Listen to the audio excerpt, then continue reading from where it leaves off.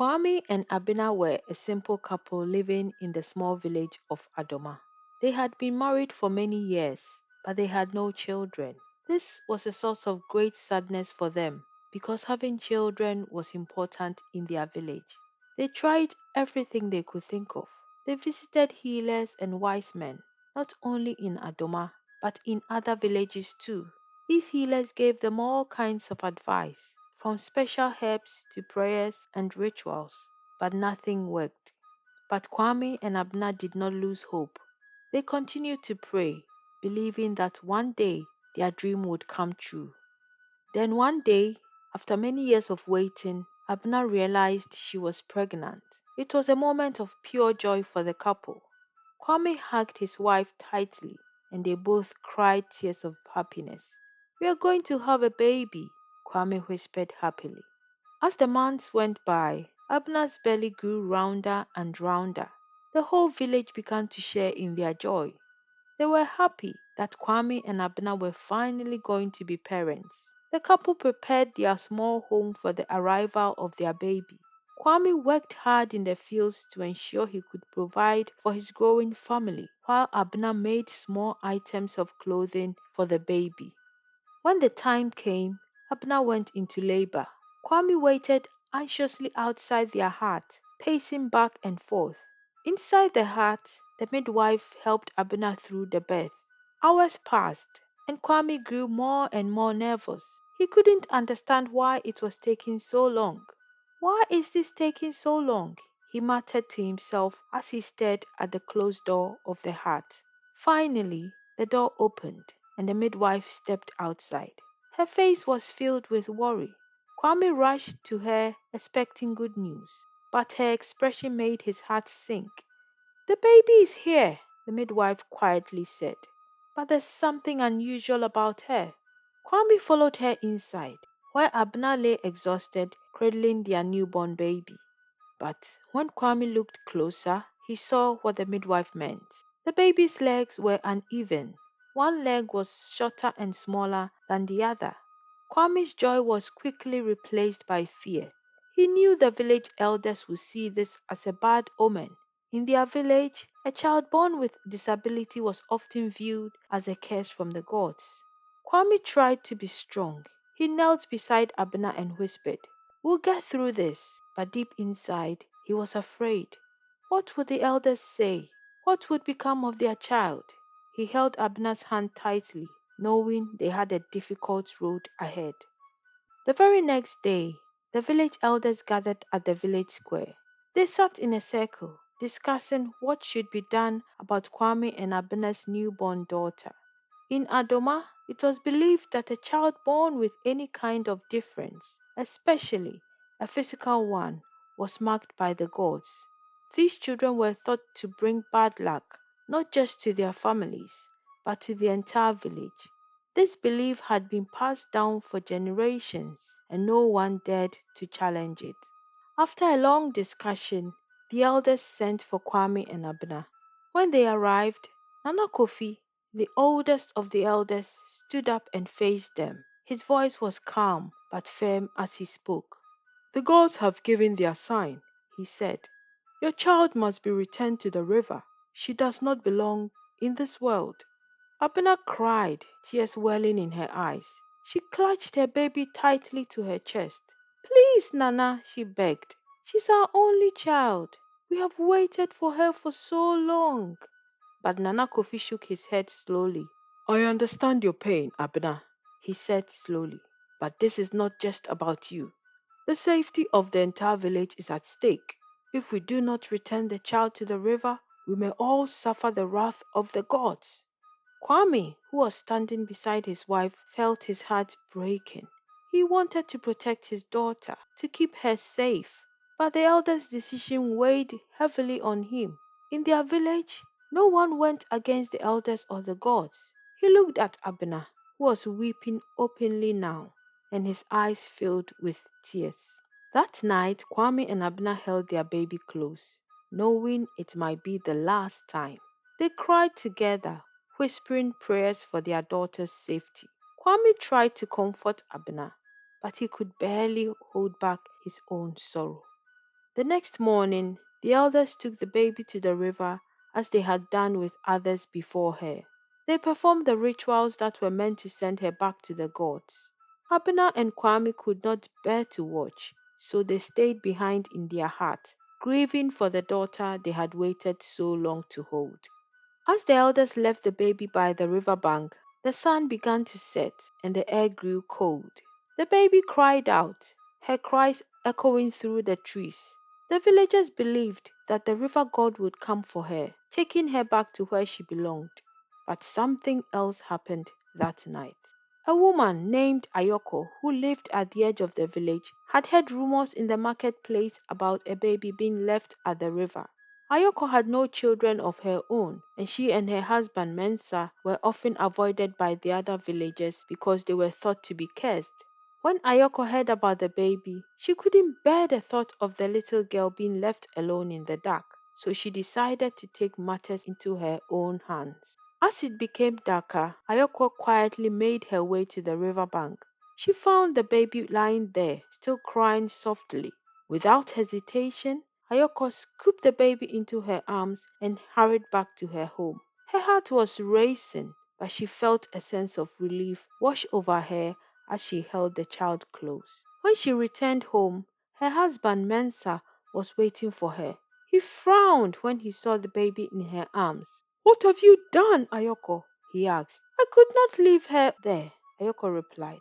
"She's just a child. She deserves a chance to live." Mensa was unsure at first. He knew that keeping the baby might bring trouble, especially since the village believed she was cursed. But over time, his heart softened as he watched Ayoko care for the baby. They named her Adepa, which meant a good thing, because to them she was a blessing, not a curse. Ayoko and Mensa kept Adepa hidden for months, loving her as if she were their own. They lived far from the rest of the village, so no one knew about the baby in their home. Adepa grew stronger, and though she still had uneven legs, Ayoko and Mensa didn't care. To them, she was perfect. But secrets like this could not be kept forever. One hot afternoon, as Ayoko and Adepa were playing outside, the sound of pounding footsteps echoed through the air. It was the king's guards. They had somehow discovered that Ayoko and Mensa were hiding a child. Ayoko's heart raced with fear. She quickly grabbed Adepa and fled into the forest and hid her among the trees. "Stay quiet," Ayoko whispered to the child. "Do not move no matter what." Ayoko returned to face the guards. Her heart was pounding in her chest. The guards demanded to know where the child was, but Ayoko stood her ground. "There's no child here," she said calmly. The guards searched her home and the surrounding area, but found no trace of Adepa. Frustrated, they eventually left. That evening, when Mensa returned from the farm, Ayoko told him what had happened.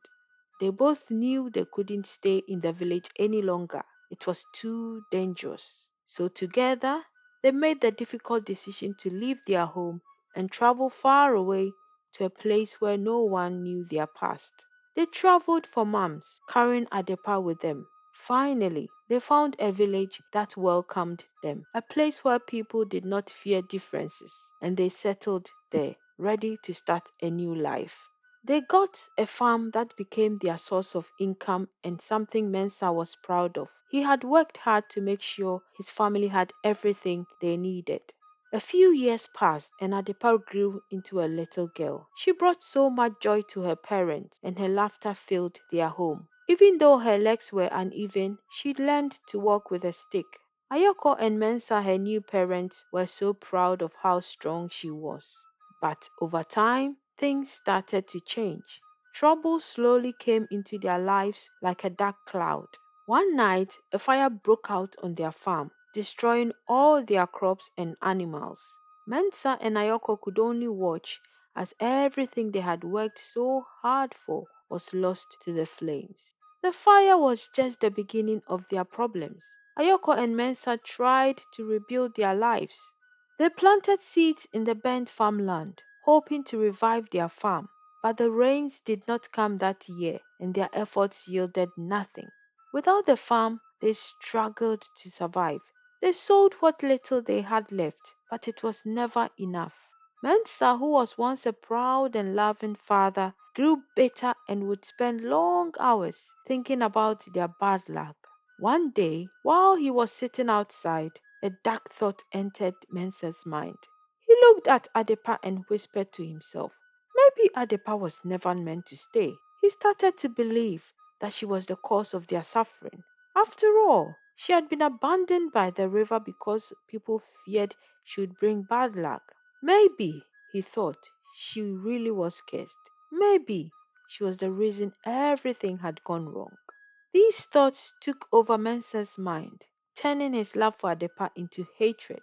He began to push her away. He stopped playing with her and would shove her aside whenever she tried to be near him. Adepa didn't understand why her father, who once loved her, now treated her so coldly. Heartbroken, she would sit alone, watching him from a distance, longing for a hug from him. One day, after Ayoko had gone to the market, Mensa came to Adepa with a serious look on his face. Come with me, he said.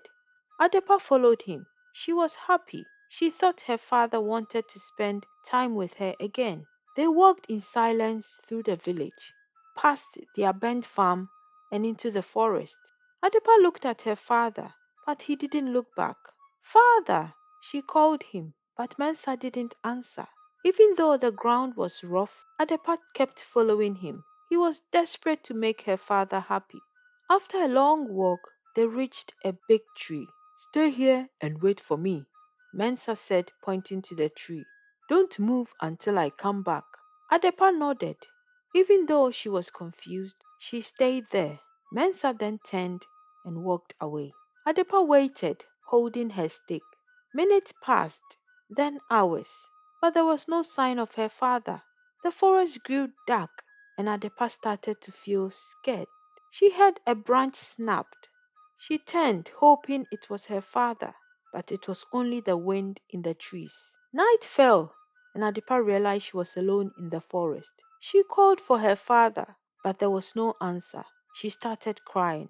Back at the village, Ayoko came home from the market and found Mensa home alone. Where is Adepa? She asked, putting down her basket. Mensa looked at her without any emotion. She's gone, he said.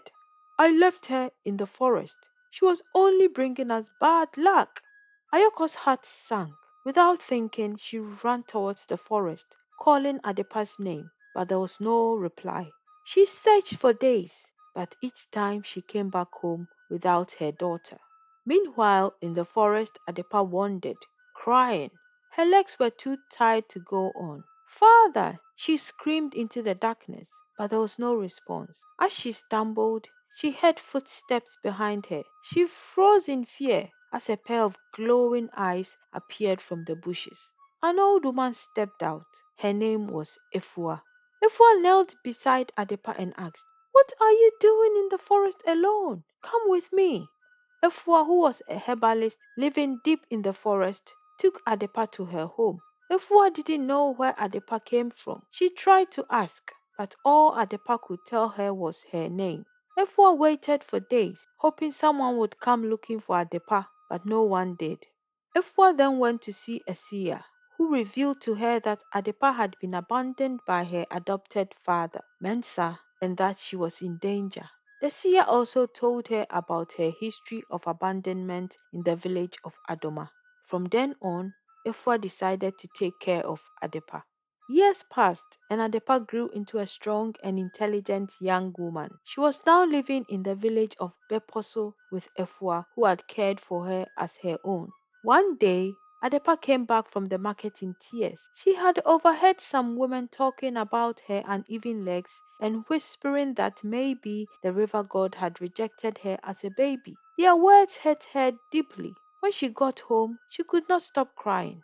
Efua, her adopted mother, noticed her sadness and knew it was time to tell Adepa the truth about her past. Efua sat with Adepa and gently explained everything. She told her how she had found her alone in the forest many years ago and how a seer had revealed that Adepa had been abandoned by the village because of her disability. Adepa was heartbroken by the story. She couldn't understand why her birth parents and the village had treated her that way. But Efwa reassured her by saying, "Remember this, my dear. You are special and worthy, no matter what others say or think." From that moment, Adepa made a decision. She would not let her past define her. She decided to learn all she could about the herbs that Efwa used as a healer. Day by day, Adepa studied the plants and learned about how they could be used to cure different illnesses. She soon discovered that she had a natural gift for understanding herbs and their healing powers. As time went on, Adepa became a skilled herbalist, known far and wide for her knowledge of plants and her ability to heal. People from many villages came to see her for help. Adepa's name spread and she became highly respected for her work. One day, a group of messengers arrived from the village of Adoma. They brought news of a terrible disease that had struck the village. People were dying and no one knew how to cure it. The messengers told the king of Beposu about Adepa, the renowned healer, and pleaded for her help. The king of Beposu agreed to send Adepa to Adoma, hoping she could save the lives of those affected by the disease. When Adepa heard the name of the village, her heart froze. Adoma, the village where she had been abandoned as a baby, the place that had once rejected her as a curse, was now asking for her help. Anger and pain welled up inside her. How could she possibly go back there? How could she help the very people who had left her to die? That night, as she sat by the fire, Efua noticed the troubled look on Adepa's face. "What is troubling you, my child?" Efua asked. "They want me to help them," Adepa replied. "The village that abandoned me as a baby now needs my help. How can I heal them after what they did to me?"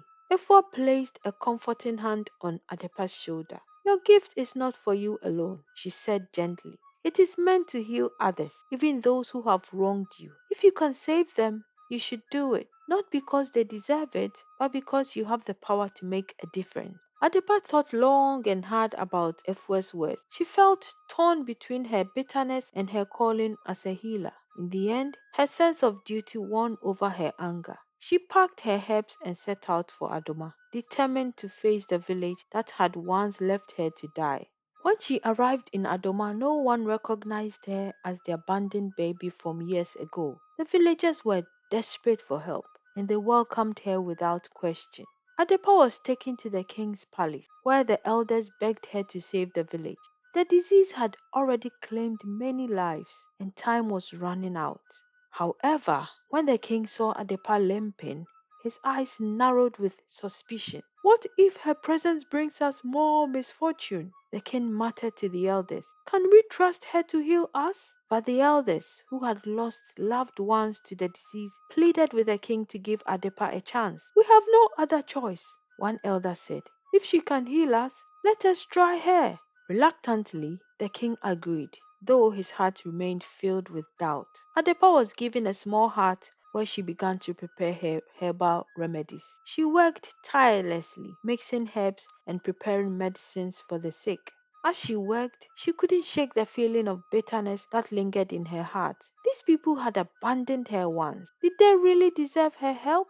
As the days passed, the villagers started receiving Adepa's remedies, but the disease was stubborn. At first, there was no signs of improvement. The villagers grew anxious, and whispers of doubt spread among them. The king himself began to question Adepa's ability, wondering if her presence was doing more harm than good. "The herbs are not working," the villagers whispered. "Maybe she is really cursed." Adepa heard their doubts and felt the pressure mounting. She questioned herself, wondering if she was failing. She worried that if the disease did not stop, the villagers would turn on her again, blaming her for their misfortune. Her heart ached with fear, but she kept pushing, determined to find a solution. Then, after what seemed like a hopeless battle, the signs of recovery appeared. One by one, the sick villagers began to get better. Slowly but surely, the disease lost its grip on Adoma. Adepa's remedies had worked, and the village was saved. The elders were overjoyed, and the people praised Adepa, calling her a miracle worker. But still, No one knew her true identity. No one knew that she was the child they had abandoned so many years ago. But Adepa knew, and the weight of that truth hung heavy in her heart. She had saved the people who had left her to die, and now they celebrated her as a hero. After the village of Adoma began to recover from the deadly disease, a festival was planned to celebrate Adepa'S success as a healer. The villagers wanted to thank her for saving them. Everyone was excited to honor the woman who had brought healing to their village. Little did they know that she was the same child they had left by the river to die many years ago. As the festival began, Adepa stood quietly among the crowd, watching as the villagers celebrated. Her heart was still heavy with mixed emotions. She had done what was right, but the memories of her past haunted her. The people who once thought she was cursed were now singing her praises. It felt strange and bittersweet. The village elder, Nana Poku, stepped forward to speak. He praised Adepa for her strength and kindness. Without you, our village would have perished, Nana Kofi said. We owe you our lives. The villagers cheered and clapped. They were grateful for the young woman who had saved them. But as Adepa listened, she knew she could not stay silent any longer. She had to reveal the truth about who she really was. She took a deep breath, stepped forward, and began to speak. I thank you for your kindness, Adepa said, but there's something you all need to know. I was once a part of this village. I'm the child you left by the river many years ago. A stunned silence fell over the crowd. The villagers looked at each other in disbelief, trying to understand what they had just heard. Nana Poku, who had been the youngest elder back then, looked at Adepa with wide eyes. He remembered the baby they had abandoned, and now that baby stood before them as a grown woman, a healer who had saved their lives. The crowd remained silent. They felt so guilty and ashamed. Nana Poku stepped forward with tears in his eyes. We were wrong, Nana Poku said.